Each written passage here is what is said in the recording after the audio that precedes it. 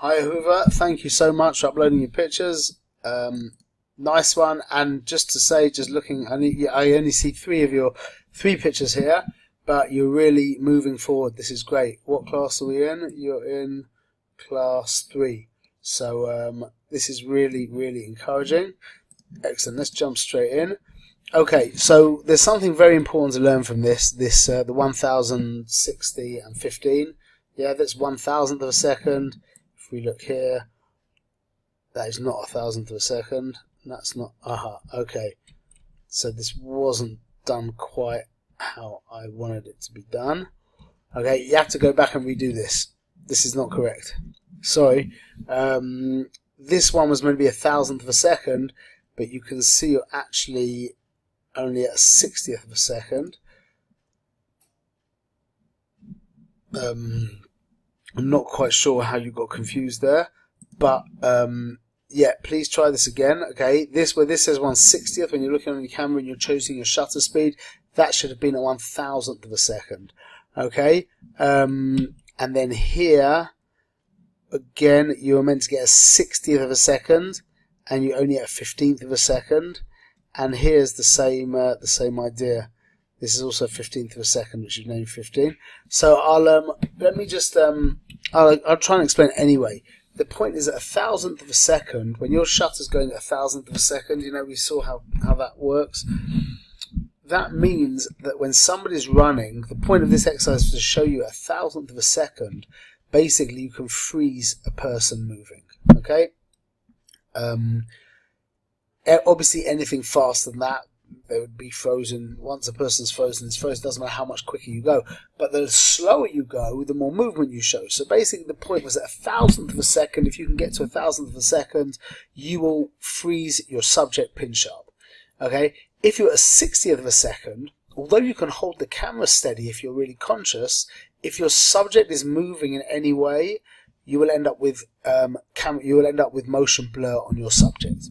And at 15th of a second, which you actually, this one is done correctly. This is called 15, and this was a 15th of a second. So that one's done correctly. You can see that not only is your subject moving, but also your background is also moving because you weren't able to hold the camera steady. Okay, so remember those three numbers. Although we said this is basically in summary.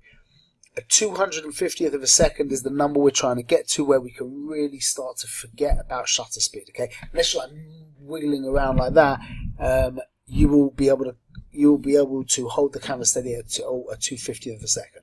If you're taking pictures of people running or spinning or jumping or any kind of quick movement, then you want to be at 1,000th of a second. If you can hold the camera steady, if you're conscious at a 60th of a second and at 15th of a second, you're basically not going to get a picture. That's basically how it goes. Okay, so try and remember those rules. That will help you. Let's go forward. Okay, panning. So I'm not sure again if this actually worked. I don't think this actually. I'll explain to you. We can see here that your camera moved like that. You kind of like went.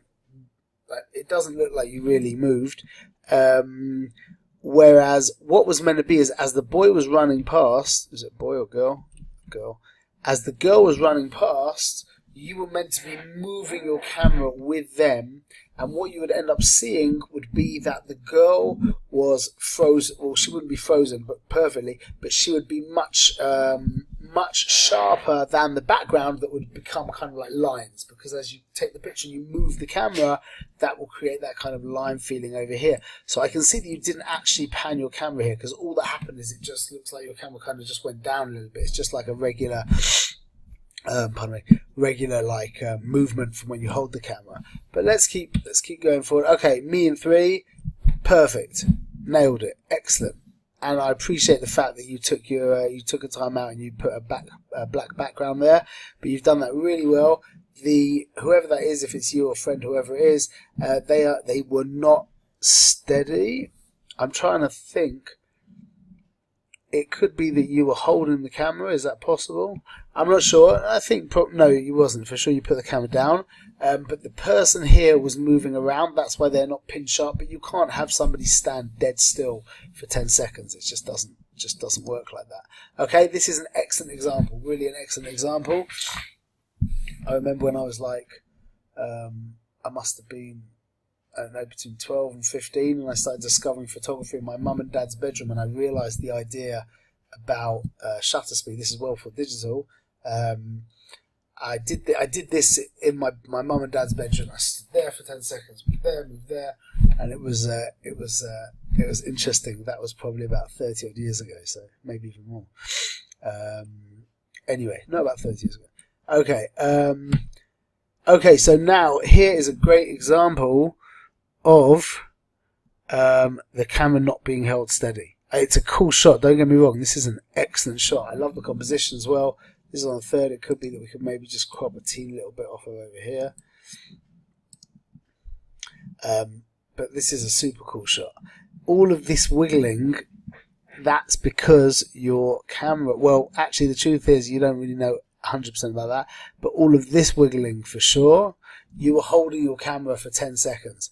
So you've ended up with this super psychedelic, very cool picture. Excellent. It's just very cool. But the point was to show you that if you were to put the camera down, when you put it down, it means that when you put it down, it's not like precariously balanced, like I've got a camera handy, but like I'm balancing a microphone over here. Instead of doing like that, it doesn't kind of, you can't hold it. Down means you can let go, and no questions, it's going to stay exactly how you left it. Okay? Anyway, this is lovely. I really like this shot. But if you had managed to hold it dead still, then all of this stuff would have been still, would be just as it was, just like light lampposts, and these lines would be straight. Okay, let's look. This is you've only uploaded 3 pictures, but I'm really impressed with these 3 pictures. Okay, so stats wise, we're only in class 3, so we're not going to talk about the stats so much, but there is ways to improve on the stats. That's fine. Beautiful moment, lovely. You've got you've focus sharp on the subjects. You're cropped in close. That's great. What would I do to try and add some more like intimacy? I would have them probably hug each other. These arms, that space there isn't intimate. So if Mummy brought her arm around here and she brought and they connected, not even to hold hands, maybe even actually like holding arms like that, I think that would add a lot more kind of intimacy to the picture, and to maybe crop in a little closer at the bottom.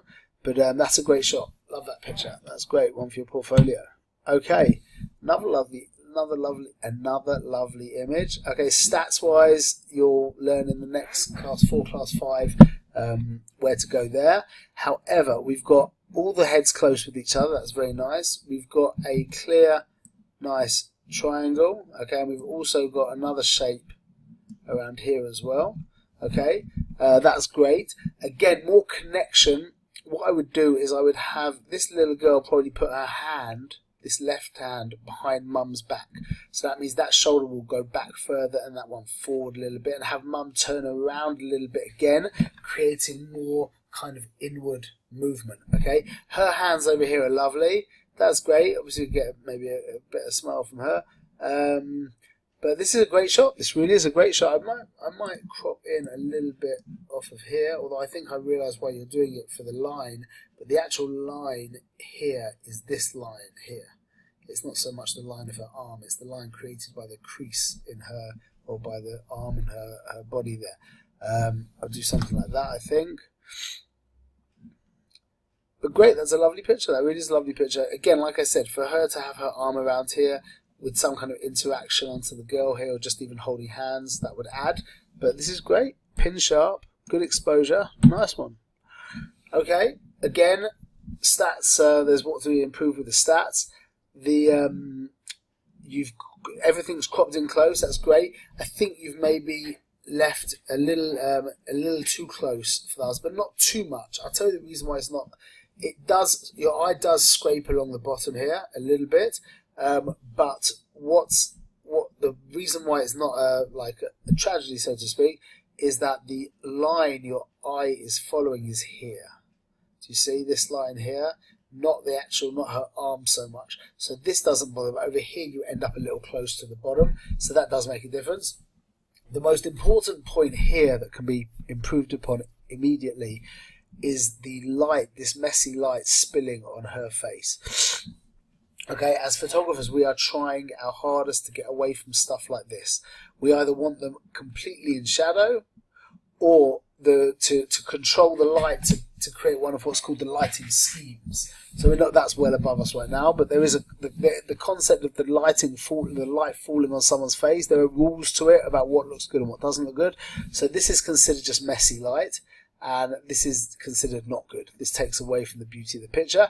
The light on their hair is fine, but again, if they to turn a little bit or come forward, that's just something I want you to keep in mind. It could be this wasn't the right place to get away from this, but that's a very important part.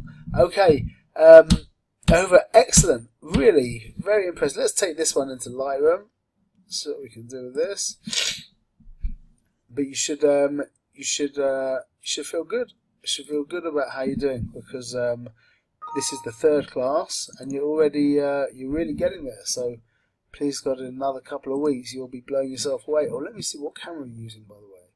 And very importantly, you're using an entry-level camera, which is the most exciting bit, because when you do jump into a professional camera, if you choose to, you'll really appreciate that. Okay, I'm going to brighten up here a little bit.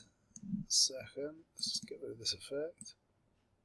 Just add a little bit there, a little bit of exposure. That's great. And I think I'm going, you know what I think I'm actually going to do is I'm going to even crop him further. It could be that the quality of the picture won't allow me for this, but it's just a demonstration.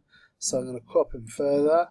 I'm going to press H so I can see my radial filter, and I'm going to drop the exposure here just a bit, and then I think I'm also going to vignette a little bit, and I think I'm going to do a tint, an all over tint. I just want to warm things up a little bit. I'm going to do it this way right now. This is the highlights. I'm going to do just a drop like that. And then for the shadows as well, I want to warm them up a teeny bit. Just a drop.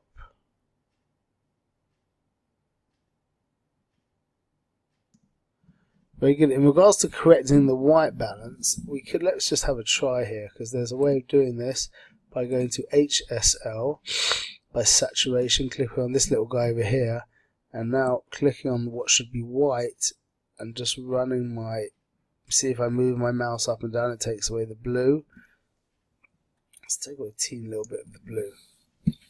Let's have a look where we went from there to there. That makes quite like that difference. Great. Okay, excellent work. Excellent work. Looking forward to seeing what you do for us next week. All the best.